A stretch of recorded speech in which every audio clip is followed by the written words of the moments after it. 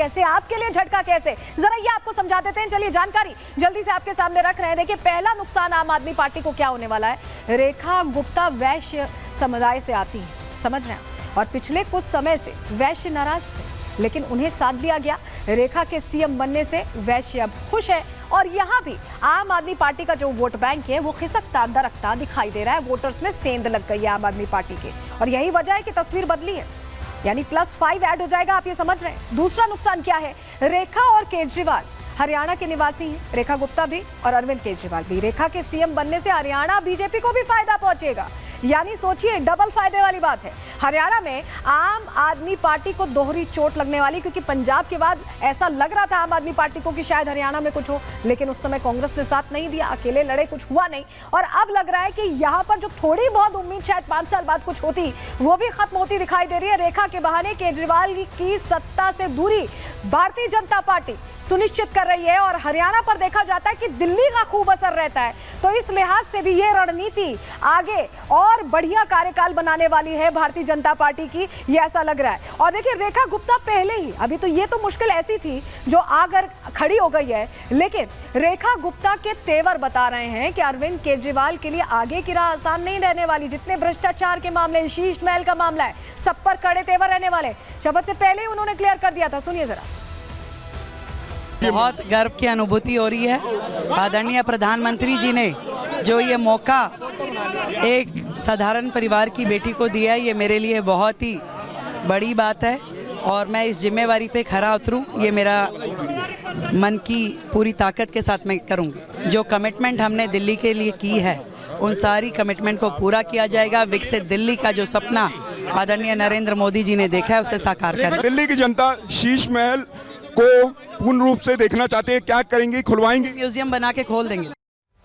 तो देखा, बता दिया, शीश महल में रहेंगे नहीं, म्यूजियम बना के खोल देंगे। जनता आके देखेगी कि शीश महल कैसा बना था।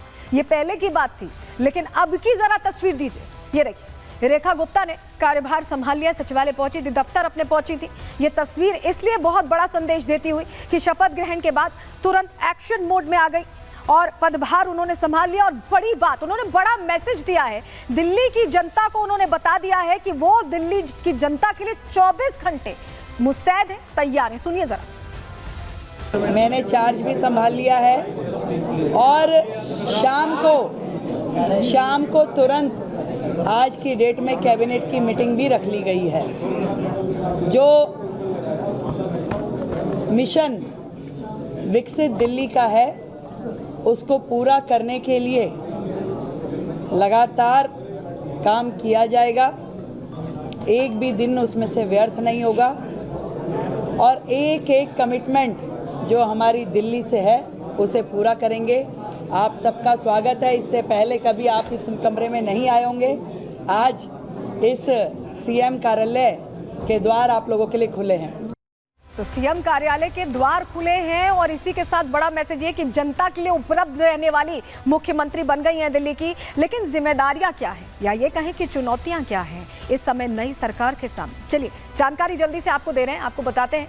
बड़ी जिम्मेदारी के साथ रेखा गुप्ता तैयार दिखाई दे रही, लेकिन प्रदूषण सबसे बड़ा चैलेंज है दिल्ली के लिए। इसके अलावा भ्रष्टाचार का जो अलग अलग मामला, उसकी जांच होने की बात है। अपराध ना हो, अपराध मुक्त दिल्ली हो, यह भी सुनिश्चित होना। यमुना की सफाई के मुद्दे पर अभी से एक्शन प्लान दिखाई भी दे रहा है, और खुद मुख्यमंत्री जा भी रही हैं, ऐसे में इस पर भी उम्मीद है।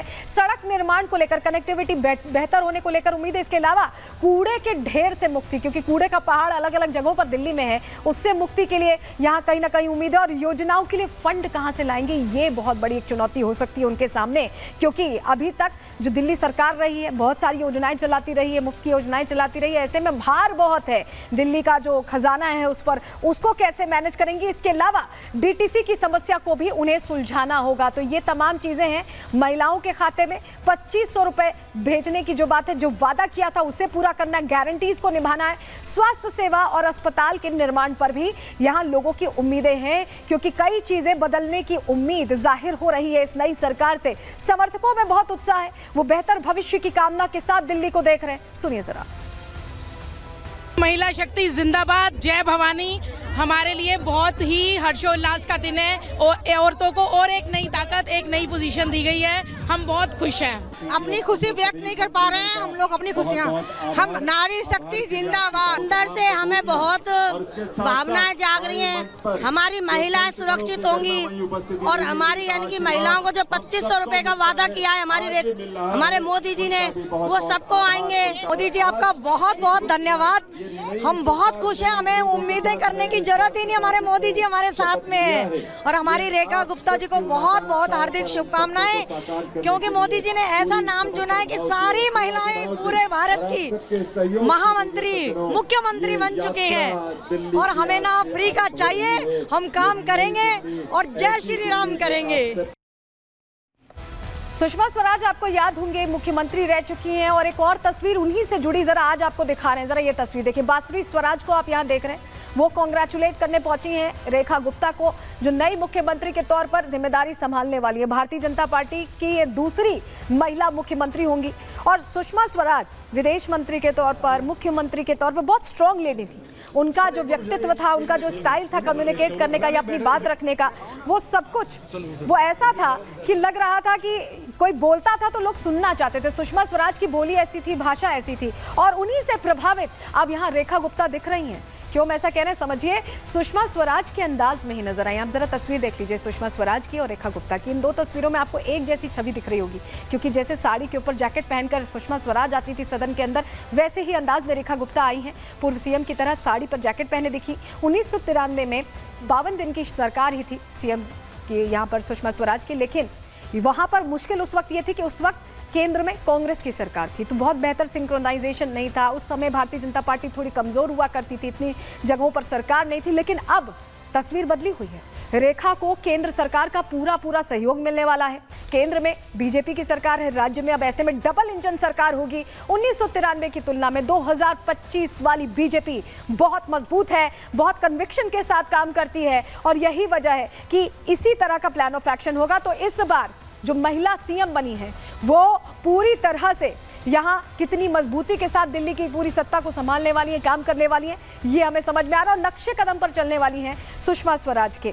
लेकिन आज से ही आपको बताएं, एक्शन में दिखाई दे रही हैं महिला मुख्यमंत्री रेखा गुप्ता। शाम 7 बजे बताया जा रहा है कि सचिवालय की बैठक होगी और बैठक में सभी मंत्री मौजूद रहने वाले हैं। मंत्रियों के विभागों का बंटवारा हो चुका है, हमने आपको बताया, और कई अहम फैसले बताए जा रहे हैं आज ही लिए जाएंगे। यानी आज से ही शुरुआत हो जाएगी दिल्ली को बदलने की, और दिल्ली जो राजधानी भी है, और ऐसे में कैसे उसको अलग रास्ते पे विकास के रोड मैप पर ले जाना है, इसका काम शुरू हो जाएगा। हमारे साथ हमारे दो सहयोगी जुड़ रहे हैं, उनका हम जरा रुख कर रहे हैं। हमारे साथ प्रियंका और काजल जुड़ रहे हैं। काजल, आपके पास मैं आ रही हूँ। ये जो तस्वीरें आज हमने देखी हैं बांसुरी स्वराज के साथ उन्हें कांग्रेचुलेट करते हुए, सुषमा स्वराज एक बहुत स्ट्रांग लेडी थी और उन्हीं को ऐसा लग रहा है कि अपना आइडल मानते हुए